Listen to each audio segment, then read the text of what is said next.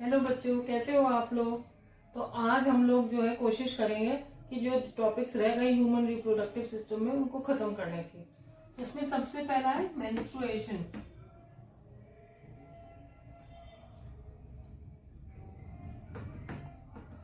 Menstruation जो होता है वो साइक्लिकल ब्लड फ्लो होता है इन दी फीमेल्स ऑफ प्राइमेट्स।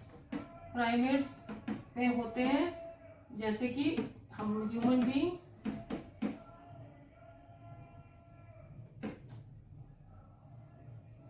फिर उसके बाद जो मंकी फैमिली के होते हैं वो होते हैं जैसे ओरंगुटैंग वगैरह,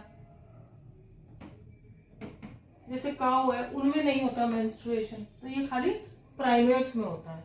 और होता क्या, it is a cyclical blood flow from vagina in females. अब ये साइक्लिकल का मतलब है कि इसकी एक साइकिल होती है which last for 28 to 29 days average. मतलब हर 28 to 29 डेज पे ये साइकिल होती है। ये शुरू कब होती है, हम ह्यूमन बींग्स के बारे में ही बात करेंगे। ये होती है शुरू प्यूबर्टी पे फीमेल्स में, which is around 12 to 13 years of age. और जब ये बिगिन होती है तो उसको कहते हैं मीनार्की। और ये जिंदगी भर नहीं चलती है, around 50 years of age approximate है, ये सब वेरी करती है पर्सन टू पर्सन। ये मेंस्ट्रुअल साइकिल बंद हो जाती है, that is known as menopause. तो ये जो मीनार्की से मीनोपॉज के बीच का टाइम है, इसमें ये मेंस्ट्रुअल साइकिल होती है। और इसी पीरियड को रिप्रोडक्टिव फेज ऑफ फीमेल्स कहते हैं। ये क्यों कहते हैं, ये अभी मैं आगे बताती हूँ।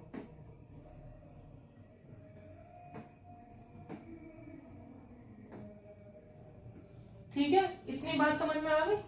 तो अब हम देखते हैं ये मेंस्ट्रुएशन में होता क्या है। तो ये जो मेंस्ट्रुअल साइकिल है,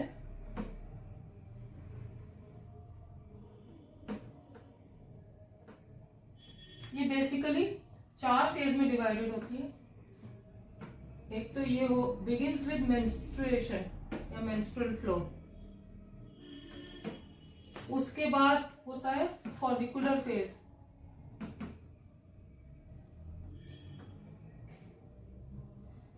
फिर होता है लूटियल फेज,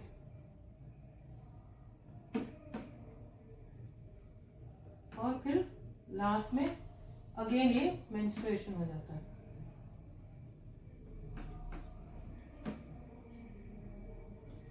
ये लास्ट करता है 3 to 5 डेज, इसी से शुरुआत होती है। ये अप्रोक्सीमेट है, varies from person to person. ये होता है 5 to 14 डेज। और फॉलिकुलर और लूटियल फेज के बीच में on the 14th day ovulation होता है। अभी मैं ये सब समझाऊंगी क्या मतलब है जो मैं कह रही हूँ। फिर luteal phase last for 14 to approximately 28 days. फिर 28 डेज के बाद ये 28th डे पे फिर ये मेंस्ट्रुअल फेज शुरू हो जाता है। और ये this continues for every 28 to 29 days, जो मैंने बोला साइक्लिकल, ये एक साइकिल होती है। अब ये जो फॉलिकुलर फेज है, इसको हम प्रोलिफरेटिव फेज भी कहते हैं। ये जो हमने टर्म्स बताए, they are in connection to ovary. अगर हम यूट्रस के हिसाब से देखें तो इसको प्रोलिफरेटिव फेज भी कहते हैं, क्योंकि इस फेज में जो एंडोमेट्रियम होता है वो प्रोलिफरेट करता है। और इसको हम सिक्रीटरी फेज भी कहते हैं, क्योंकि इस फेज में एंडोमेट्रियम ग्लैंड्स बनते हैं जो कि सिक्रीशंस करते हैं। यानी कि जो एंडोमेट्रियल ग्लैंड्स है, they have to after ovulation secrete substances to support corpus luteum. तो इसलिए ये सिक्रीटरी फेज भी कहा जाता है।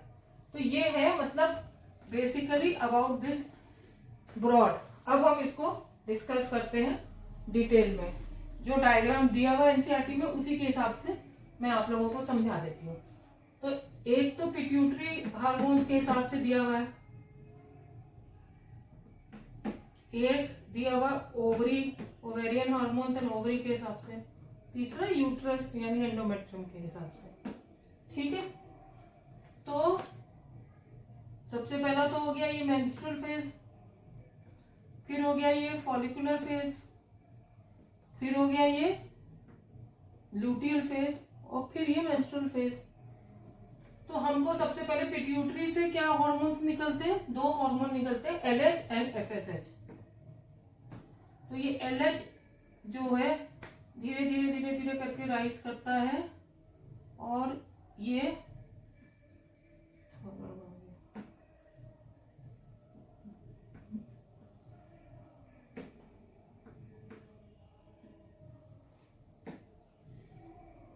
पीक करता है यहां पे, और फिर ये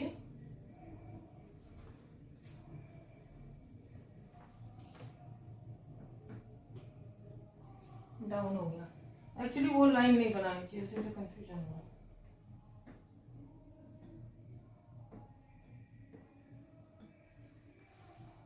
दूसरा है हार्मोन, दिस इज एलएच।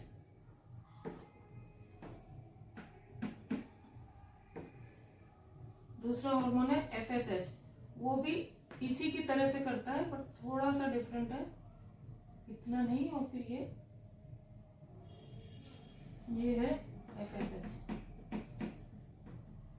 ये जो यहाँ पे पीक होती है, ये वो टाइम है जब ओव्यूलेशन होता है। तो ये यहाँ पे इस समय जो होता है एलएच सर्ज कहते हैं इसको, जो पीक होती है 14th डे पे, और उसी समय ओव्यूलेशन होता है। ठीक है, अब अगर हम ओवरी के लेवल पे देखें, ये तो सबसे पहले ये मेंस्ट्रुअल फेज है, फिर ये है प्रोलिफरेटिव कह लो या फॉलिकुलर फेज कह लो, फिर ये लूटियल फेज या सिक्रेटरी फेज, और फिर ये अगेन मेंस्ट्रुअल फेज। तो मेंस्ट्रुअल फेज में क्या होता है कि ब्लड फ्लो होता है। वो ब्लड फ्लो क्यों होता है, क्योंकि जो एंडोमेट्रियम यूट्रस में होती है, जो तैयारी करती है प्रेगनेंसी के लिए, अगर प्रेगनेंसी नहीं होती है तो वो फिर एंडोमेट्रियम टूट जाती है, उसके साथ ब्लड वेसल्स भी थोड़ी रप्चर हो जाती है, तो यहाँ पे ये एंडोमेट्रियम ब्रेक हो जाती है और वो फ्लो कर जाता है फ्रॉम दी वेजाइना। अब क्या हुआ, ये ओवरी में ये फॉलिकल बनने शुरू हुए, ये फॉलिकल है, फिर ये डेवलप हो रहा है और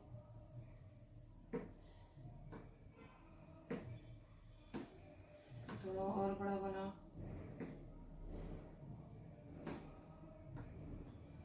फिर ये सेकेंडरी फॉलिकल बना,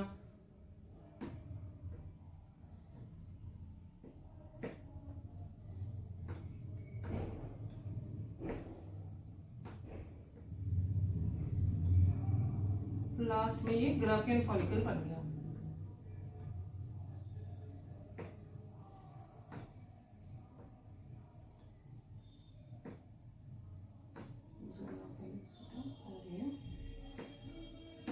ग्राफियन फॉलिकल बन गया। तो अब ये जो फॉलिकल डेवलप हो रहा है, डेवलपिंग फॉलिकल,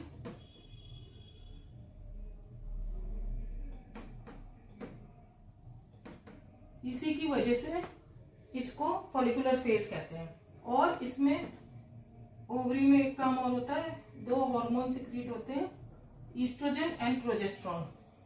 तो ये ईस्ट्रोजन है, ये धीरे धीरे धीरे धीरे राइज करता है,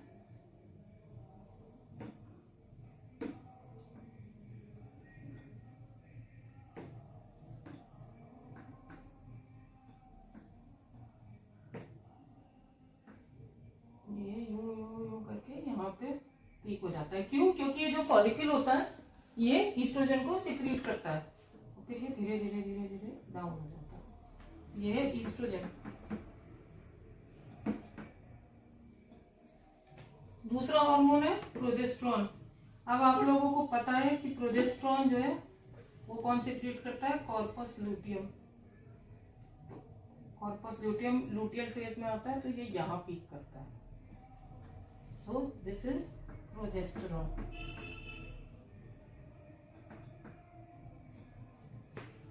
क्या हुआ, ये तो मेंस्ट्रुअल फेज तो आपको बताया मैंने 3 to 5 डेज, ये 5 to 14, फिर ये 14 to 28, ये 28 डे, ये सब एवरेज एक बताया है अंदाजा।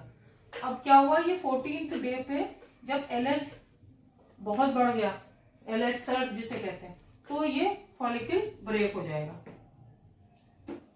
ये फॉलिकल ब्रेक हो गया और इसमें से ये मैंने आप लोगों को बता रखा है, ये ओवा रिलीज हो गया। ठीक है, ये ओवा में, इसी को कहते हैं ओव्यूलेशन, और वो होता क्यों है, LH सर्च की वजह से। अब ओवम रिलीज हो गया, जो इसमें से बचा खोखा वो है कॉर्पस लूटियम। और यहां पे क्या होता है, ये जो एंडोमेट्रियम है ये मतलब वो बनाने लगता है, ये इसको मैंने बोला ना, ये फॉलिकुलर और ये लूटियल, ये प्रोलिफरेट होने लगता है, इस तरह करके प्रोलिफरेट होने लगता है, तो इसलिए इसको प्रोलिफरेटिव फेज भी कहते हैं। और ये ईस्ट्रोजन हार्मोन इसको प्रोलिफरेट करने में मदद करता है। अब ये कॉर्पस लूटियम जो है तैयार हो रहा है for the zygote to come, उसको जो है प्रेगनेंसी के लिए। अब अगर प्रेगनेंसी नहीं होती है, ये डेवलपिंग कॉर्पस लूटियम है,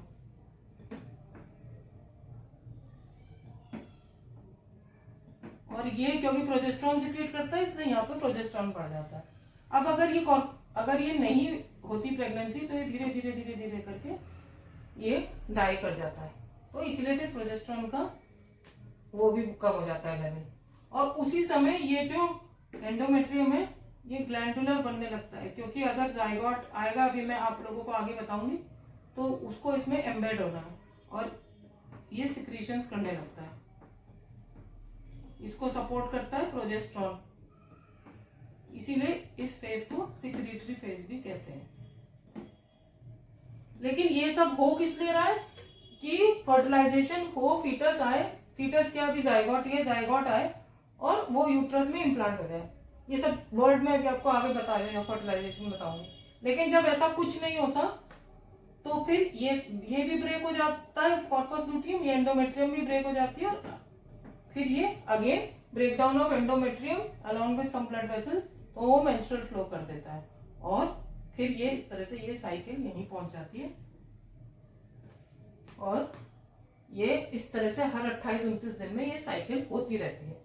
तो इसमें होप आप लोग को समझ में आया होगा। याद रखने वाली बात ये है कि FSH का, LH का रोल बहुत ज्यादा है। जब LH सर्ज होता है उसी से ओव्यूलेशन होता है, that is on the 14th day approximately, ठीक है। और फिर ये जो ओवरी में होता है उसको कहते हैं फेज को फॉलिकुलर फेज, क्योंकि यहाँ फॉलिकल डेवलप हो रहा है, ठीक है। और उसके बाद 14th डे पे ओवुलेशन हो गया, तो ये ओवम रिलीज हो गया, और जो बचा है वो कॉर्पस लूटियम है, कॉर्पस लूटियम जो कि प्रोजेस्टेरॉन रिलीज करता है, इसलिए यहाँ पे प्रोजेस्टेरॉन बढ़ रहा है। यहाँ पे ईस्ट्रोजन बढ़ रहा है क्योंकि ये फॉलिकल ईस्ट्रोजन रिलीज करता है। इसी के साइमल्टेनियसली ये एंडोमेट्रियम प्रोलिफरेट करता है इन दी फॉलिकुलर फेज, इसलिए इसको प्रोलिफरेटिव फेज भी कहते हैं। जब ये कॉर्पस लूटियम प्रोजेस्टेरॉन रिलीज करता है, तो इसलिए लूटियम, कॉर्पस लूटियम डेवलप हो रहा है, इसलिए इसको लूटियल फेज करते हैं। और इसके रिस्पॉन्स में जो एंडोमेट्रियल ग्लैंड्स है वो ग्लैंडुलर बन के सिक्रीशन करते हैं, तो इसको सिक्रेटरी फेज भी कहते हैं। लेकिन अगर ये प्रेगनेंसी नहीं हुई तो ये सब डिसइंटीग्रेट हो जाता है, और फिर उसके बाद ये मेंस्ट्रुअल फ्लो हो जाता है। हाँ, मेंस्ट्रुएशन अगर प्रेगनेंसी हो जाती है तो देयर इज, ये कुछ नहीं होता, नो मेंस्ट्रुएशन। तो अगर किसी को मेंस्ट्रुएशन होते होते रुक जाए तो first I you have to suspect कि प्रेगनेंसी हो गई है। लेकिन इसके अलावा भी कुछ कॉजेज होते हैं, जैसे स्ट्रेस, एनीमिया, कभी कभी इनकी वजह से भी मेंस्ट्रुएशन रुक जाता है, but most common cause is pregnancy. तो इतनी बात आप लोगों को मेंस्ट्रुएशन की समझ में आ गई। हम आगे चलते हैं अब फर्टिलाइजेशन पे। फर्टिलाइजेशन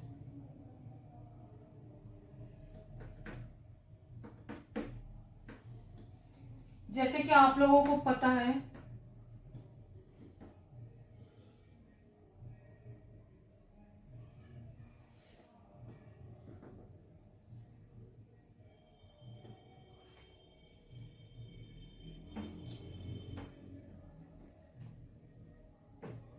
ये यूट्रस है,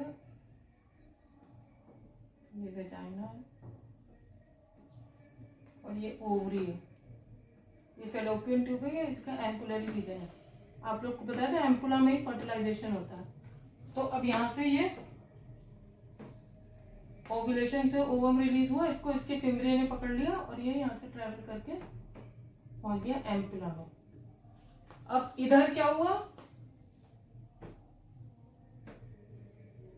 वेजाइना से सीमेन निकला, सीमेन आया मतलब थ्रू कॉपुलेशन, तो पेनिस से सीमेन निकला और वो वेजाइना में आ गया। This is known as insemination. अब जो सीमेन में स्पर्म्स है वो स्विम कर करके वेजाइना से सर्विक्स, सर्विक्स से यूट्रस और यूट्रस से होते होते ये पहुंच जाते हैं यहाँ एम्पुला में। ठीक है, अब दोनों चीजें पहुंच गई एम्पुला में, लेकिन प्रेगनेंसी होने के लिए ये कंडीशन जरूरी है कि जो है ओवा भी उसी समय आए एम्पुलरी रीजन में और स्पर्म भी उसी समय आए, साइमल्टेनियस आने चाहिए। अगर एक भी पहले आ गया तो वो या तो डाई कर सकता है या फिर उसकी स्ट्रेंथ या वाइटलिटी कम हो जाती है। इसीलिए हर कोइटस के बाद प्रेगनेंसी नहीं होती, क्योंकि जब ये क्राइटेरिया मीट होगा तभी प्रेगनेंसी होगी। तो अब हमारे पास ये ओवम हो गया,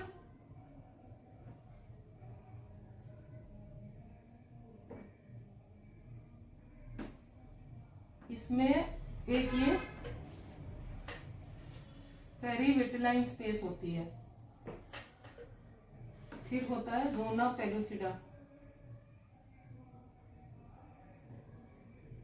और जो ग्रैनुलोसा सेल थी वो डिसइंटीग्रेट होने लगती है और वो बना लेती है कोरोना रेडिएटा। तो ये तो क्या हुआ, सेकेंडरी oocyte, ये पेरीविटिलाइन स्पेस,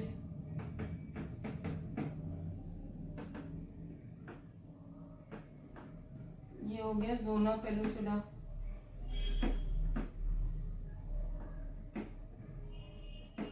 ये है corona radiata which is actually granulosa cell, disintegrate हो रही है।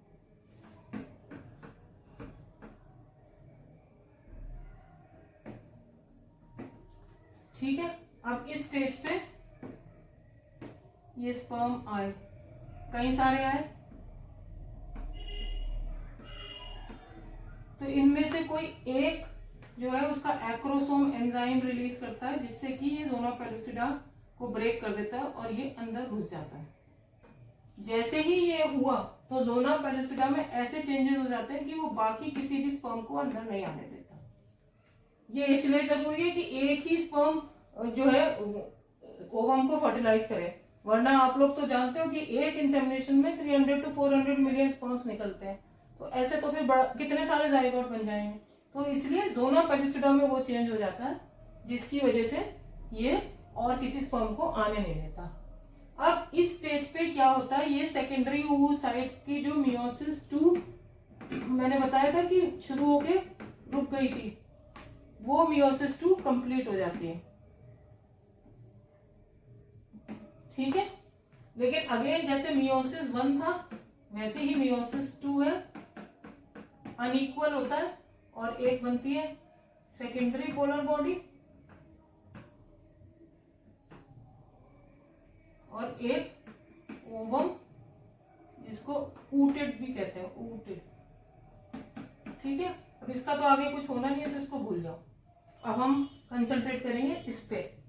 तो अब क्या हुआ, ये स्पर्म अंदर आ गया, तो इसको ग्रीन बना पेलुसिडा,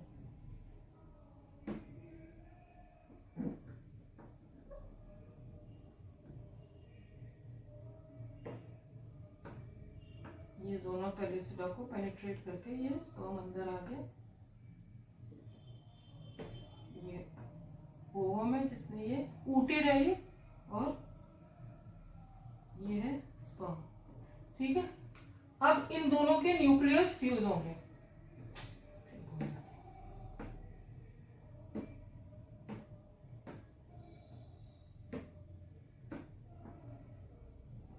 इन दोनों के न्यूक्लियस फ्यूज होंगे। इसको ऐसे समझें कि एक ये न्यूक्लियस हो गया ओवम का और एक ये स्पर्म का हो गया, ये न्यूक्लियस फ्यूज हो गया। ठीक है, और ये बन गया जाइगोट। अब ये जाइगोट बन गया। यहां तक आप लोगों को पता है कि ये स्पर्म भी हैप्लॉइड था और मतलब हाफ नंबर ऑफ क्रोमोसोम थे, ओवम भी हैप्लॉइड था। अब ये देखिए दोनों के न्यूक्लियस फ्यूज हो गए, तो क्या ये जाइगोट बना, ये डिप्लॉइड हो गया, यानी कि इसमें 46 क्रोमोसोम हो गए। ठीक है, अब इस समय पे ये भी आप लोगों को समझना जरूरी है कि जो फादर होता है उसके पास एक्स और वाई क्रोमोसोम होते हैं, जो सेक्स क्रोमोसोम होते हैं, और मदर के पास जो है एक्स एक्स होते हैं। तो अगर एक्स ने एक्स को फर्टिलाइज करा तो एक्स एक्स बना जाइगोट, वो क्या बनेगा आगे जाके, फीमेल चाइल्ड। और अगर एक्स और वाई फर्टिलाइज हुए वो आगे जाके क्या बनेगा, मेल चाइल्ड। तो ये जो बच्चा है इसका सेक्स किससे डिटरमाइन हुआ, फादर से हुआ ना, क्योंकि मदर के तो दोनों ही एक्स एक्स है। तो इसलिए जो ये गलत फहमी है कि लड़का नहीं हुआ तो उसमें फीमेल की गलती है, गलती किसी की नहीं है, लेकिन उसके लिए father is responsible. So father is responsible for the sex of the baby. ये आप लोग याद रखना, इस पर क्वेश्चन भी आ जाता है।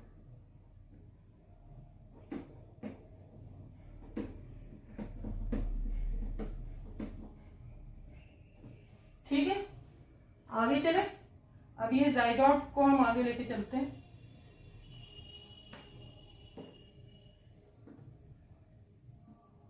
एक्चुअली मैं यहां से बनाती हूँ क्योंकि मैं चाह रही हूँ कि वो डायग्राम बन जाए जो कि एनसीईआरटी में है।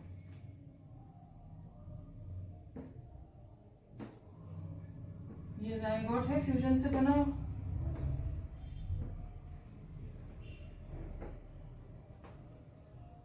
अब ये डिवाइड होता है बाय माइटोसिस, और इस डिवीजन को कहते हैं क्लीवेज। क्लीवेज हो गए 2, 4, 8, 16 तक सेल्स में डिवाइड हो जाता है। तो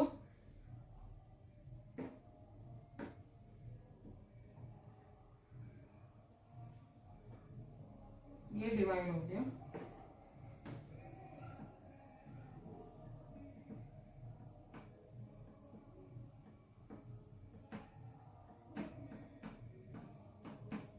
इसको कहते हैं मोरुला।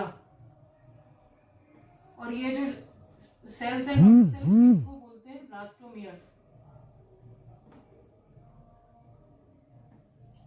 ठीक है, अब ये आगे जाएगा और डिवाइड होगा।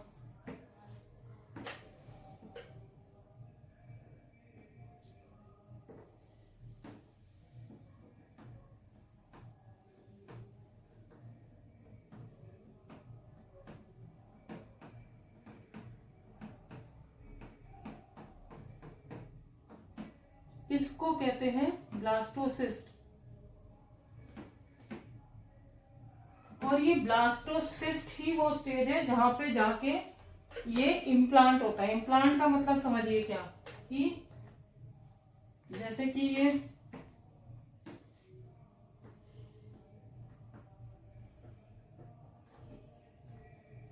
ये जाइगोट यहां बना एम्पुला में। सपोज हम इसको नंबर दे देते हैं 1, 2, 3। ये जाइगोट एम्पुला में बना और फिर ये धीरे धीरे इस्थमस से होता हुआ ये यूट्रस में आया है। ये 1 है, फिर ये 2 होता होता ये यूट्रस में आया। तो यूट्रस में जो एंडोमेट्रियम है वो तैयारी कर रहा है इसके आने की। तो जब ये ब्लास्टोसिस्ट आता है यूं, तो ये ग्रो कर जाता है endometrium along with blood vessels, यूं यूं करके, और फिर ये इसको ग्रेजुअली कवर कर लेता है। तो जब एंडोमेट्रियम ने कवर कर लिया इस ब्लास्टोसिस्ट को, तब इसको कहते हैं एम्बेड हो गया जब इम्प्लांटेशन। तो ये जाइगोट का इम्प्लांटेशन होगा। अब इसके बाद क्या होगा? इसके बाद ये होगा कि ये है ब्लास्टोमियर्स, ये दो चीजों में डिवाइड हो जाएंगे। एक तो ये आउटर ट्रोफोब्लास्ट बना लेंगे,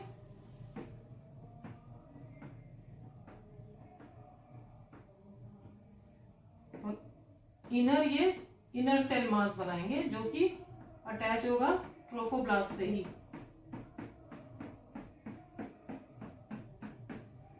ठीक है, ये हो गया ट्रोफोब्लास्ट, ये हो गया इनर सेल मास।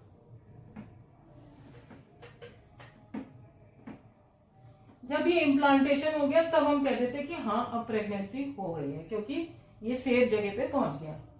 अब ये ट्रोफोब्लास्ट आगे जाके बनाएगा प्लेसेंटा, और ये इनर सेल मास ग्रो करके फीटस बनाएगा। तो ये इनर सेल मास जो होता है ये इसमें डिफरेंशिएट होता है, पहले एक्टोडर्म में और एंडोडर्म में, और इस बाहर में मीजोडर्म भी बन जाते हैं इन दोनों के बीच में। और यही तीनों लेयर्स जो हैं सारे ऑर्गन्स को बनाती हैं। ठीक है, और इसमें जो इनर सेल मास है इसमें कुछ स्पेशलाइज सेल्स होते हैं जिनको भी कहते हैं stem cells, and they are capable of giving rise to any organ. इन स्टेम सेल्स ये ऐसे मल्टीपोटेंट होते हैं कि किसी भी ऑर्गन को बना सकते हैं। तो अब ये पिक्चर क्लियर हो गई कि एक सेल जो है वो फीटस बनाएगा, वो कौन सा है ये याद रखिएगा, क्वेश्चन आता है। इनर सेल मास ये बनाएगा फीटस आगे चल के, और इसी से एक्टोडर्म, एंडोडर्म, मेसोडर्म बनता है, और ट्रोफोब्लास्ट जो है वो बनाएगा प्लेसेंटा। और इम्प्लांटेशन किस स्टेज पे होता है? ब्लास्टोसिस्ट के स्टेज पे। तो अब प्रेगनेंसी हो गई और ऑर्गन भी बनने का कार्यक्रम शुरू हो गया। ठीक है, अब क्या हुआ? सपोज हम फिर यूट्रस बनाते हैं।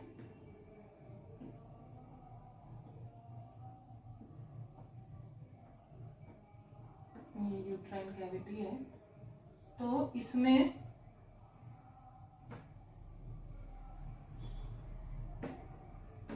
ये फीटस बनने लगा, और जो वो ट्रोफोप्लास्ट था वो फिंगर लाइक प्रोजेक्शंस निकालता है। सपोज ये है,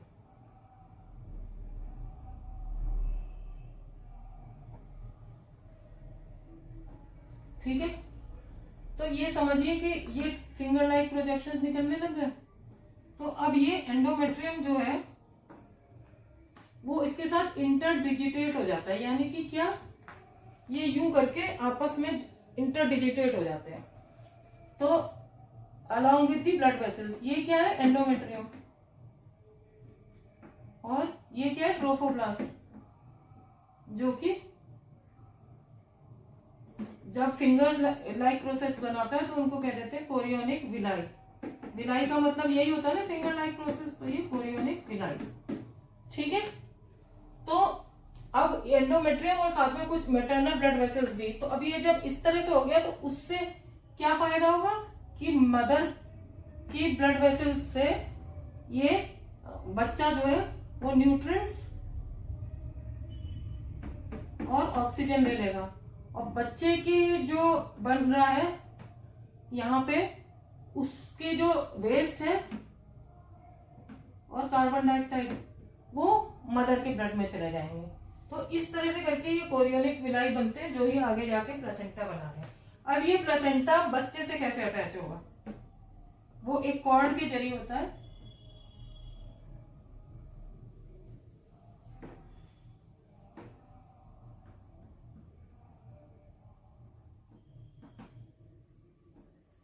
जिसको कि कहते हैं अम्बिलाइकल कॉर्ड, और इसमें होते हैं ब्लड वेसल।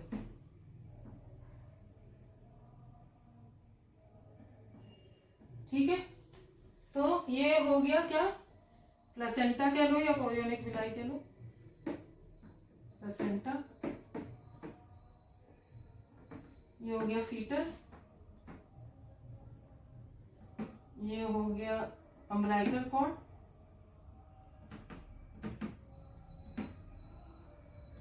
और ये इसमें हो गई ब्लड वेसल। ये भी डायग्राम आपके एनसीईआरटी में दिया है तो लेबलिंग को आ सकता है। और ये यूट्राइन कैविटी है, this is uterine cavity.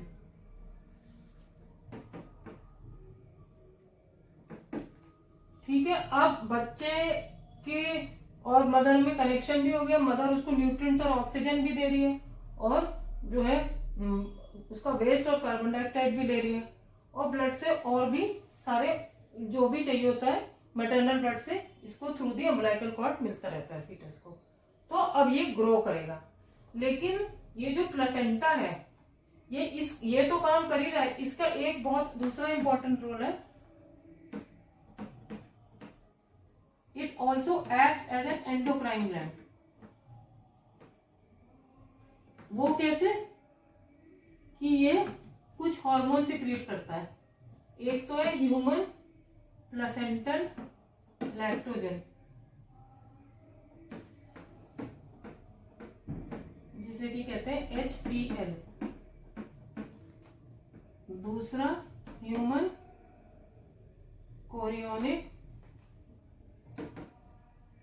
Gonadotropin,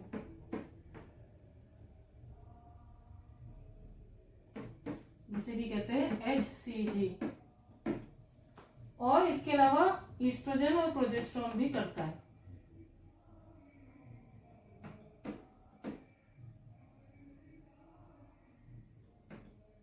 later stages of pregnancy में एक और हार्मोन निकलता है फ्रॉम द ओवरी, जिसे कि कहते हैं रिलैक्सिन। तो ये जो तीन हार्मोन है HPL, HCG एंड रिलैक्सिन, ये तीनों सिर्फ प्रेगनेंसी में ही सिक्रीट होते हैं, जिसमें से कि ये दो निकलते हैं प्लेसेंटा से और ये ओवरी से। ये बहुत पूछा जाता है नीट में, इसलिए ये आप लोगों को याद रखना जरूरी है।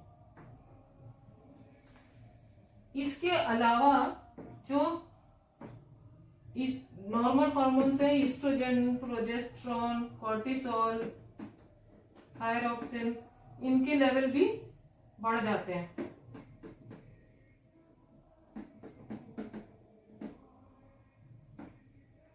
और ये कुल मिला के ये सब कुछ इसलिए हो रहा है कि बच्चे का डेवलपमेंट ठीक से हो, और दूसरा कि जो है उसको न्यूट्रिएंट्स वगैरह मिलते रहे और वो सुरक्षित रहे। ठीक है, तो ये प्लेसेंटा एक एंडोक्राइन ग्लैंड की तरह भी काम करता है। अब हम देखते हैं कि अब सब कुछ हो गया है तैयारी, अब बच्चा डेवलप कर रहा है।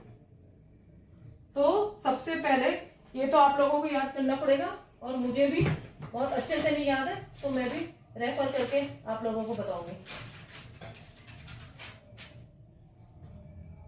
जो 9 मंथ्स की प्रेगनेंसी होती है तो उसमें सबसे पहले इसको तो याद ही करना है, after 1 month heart start developing. तो सबसे पहला लाइफ फीटस का वो क्या है, हार्ट बीट, इंडिकेशन की फीटस इज लाइफ। उसके बाद जो है एंड ऑफ सेकेंड मंथ पे, एंड ऑफ सेकेंड मंथ क्या होता है, लिम्स और डिजिट्स डेवलप करने लगते हैं। फिर end of first trimester, 3 trimester होते हैं 3-3 महीने के, एंड ऑफ फर्स्ट ट्राइमेस्टर यानी कि 12 वीक्स या 3 महीने, इस पे काफी सारे ऑर्गन्स बनने लग जाते हैं। Most major organ start developing, और लिम्स और एक्सटर्नल जेनिटलिया डेवलप होने लग जाते हैं। ठीक है, इसके बाद दिया है एनसीईआरटी में सीधे 5th मंथ,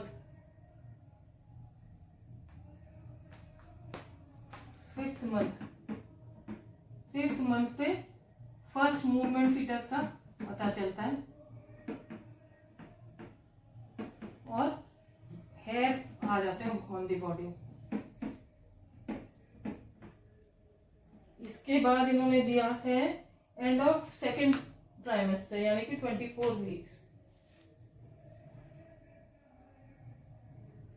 अच्छा, ये बॉडी पे नहीं, हेयर ऑन हेड आ जाते हैं।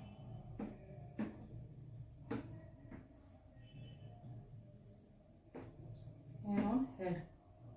अब एंड ऑफ सेकेंड ट्राइमेस्टर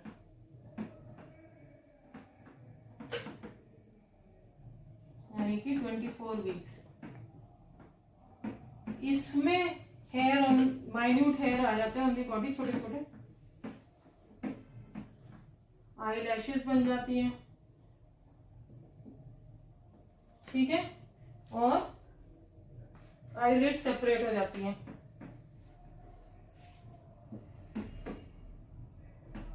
ये आप लोगों को रटना ही है और कुछ नहीं कर सकते, ठीक है। और फिर इस तरह से ग्रो करता जाता है। अब इन्होंने सीधे बता दिया कि 9 मंथ्स कंप्लीट हो गए तो बच्चा फुल्ली डेवलप्ड हो गया। अब जब बच्चा फुल्ली डेवलप्ड हो गया तो ये बाहर निकलने को तैयार है। तो अब पार्चुरेशन और जिसे कि डिलीवरी भी कहते हैं वो हम पढ़ेंगे, ठीक है। बंद कर लो। अब ये जो 9 मंथ्स की प्रेगनेंसी हुई इसमें जिसमें कि फीटस ग्रो करता है, इसको जेस्टेशन पीरियड भी कहते हैं, ठीक है। और जब ये पूरा कंप्लीट हो जाता है तो यूट्राइन वॉल कॉन्ट्रैक्ट करती है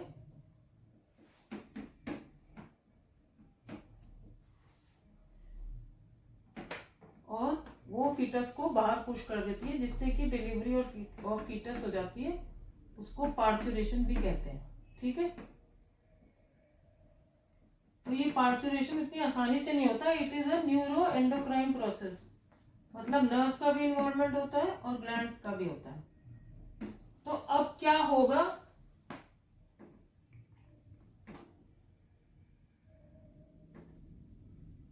ये जैसे फीटस बड़ा होता चला गया, बड़ा हुआ और ऑर्गन्स वगैरह सब बनने लग गए, पूरे 9 मंथ्स जब कंप्लीट हो गए तो ये fetus along with this placenta, ये जो यहाँ पे ये यूट्राइन कैविटी है और ये जो यूट्रस है इसमें मसल्स भी होती है ना, मायोमेट्रियम, तो ये इस पे प्रेशर डालता है मायोमेट्रियम पे, जिससे कि यूट्रस माइल्डली कॉन्ट्रैक्ट करता है। अभी बहुत माइल्ड कॉन्ट्रैक्शन हो गया, ठीक है। तो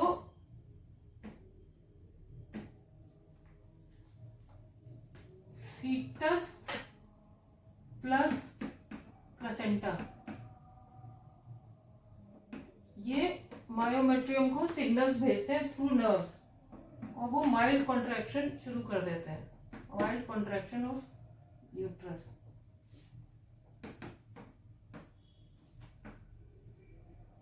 इसको कहते हैं फीटल इजेक्शन रिफ्लेक्स।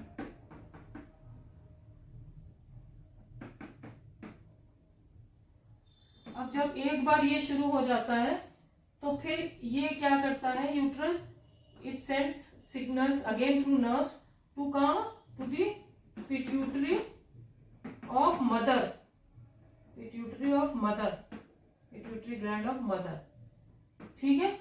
वो फिर क्या करती है, it releases oxytocin, posterior pituitary से रिलीज होता है ऑक्सीटोसिन, अगर याद होगा आप लोगों को। अब वो ऑक्सीटोसिन क्या करता है कि वो कॉन्ट्रैक्शंस को इंक्रीज कर देता है, इंक्रीज कॉन्ट्रैक्शन यानी कि उनकी इंटेंसिटी भी इंक्रीज कर देता है और ड्यूरेशन भी। अब जब ये कॉन्ट्रैक्शन बढ़ते हैं तो फिर अगेन ये सिग्नल भेजते हैं पिट्यूटरी को, फिर ऑक्सीटोसिन रिलीज होता है, फिर और कॉन्ट्रैक्शन होते हैं, तो ये साइकिल चलती रहती है। एक लेवल पे आके इतना स्ट्रॉन्ग कॉन्ट्रैक्शन होने लगता है कि फीटस बाहर आ जाता है, इजेक्ट हो जाता है। ये यहाँ से धीरे धीरे इसने इतना पुश किया एंडोमेट्रियम ने कि धीरे धीरे धीरे करके बाहर आ जाता है fetus, that is known as parturition या डिलीवरी। और उसके थोड़ी देर बाद ये प्लेसेंटा भी बाहर आ जाता है। तो इस तरह से डिलीवरी हो जाती है।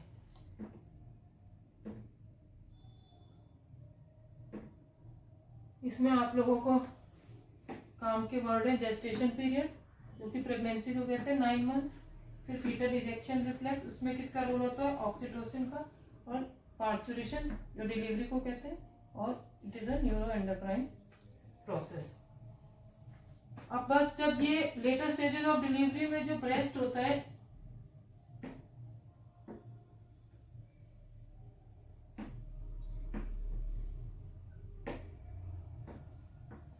ब्रेस्ट ये भी डेवलप होने लगता है और उसमें मिल्क सिक्रीशन होने लगता है। ये बिल्कुल लास्ट में होता है,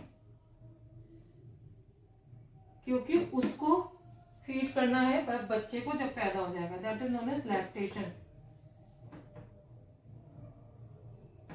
और जो फर्स्ट फ्यू डेज का मिल्क होता है मदर का,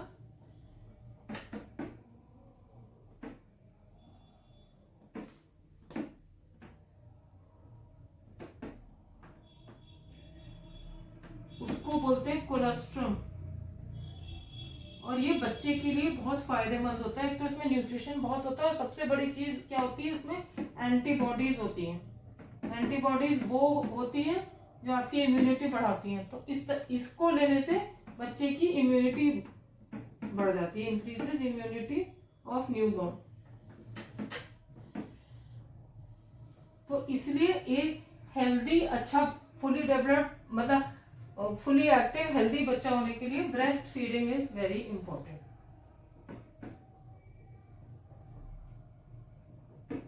is important for healthy development of child.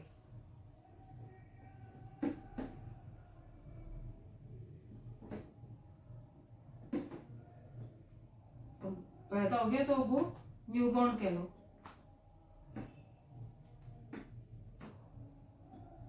वो फीटस नहीं रहा और न्यूबॉर्न।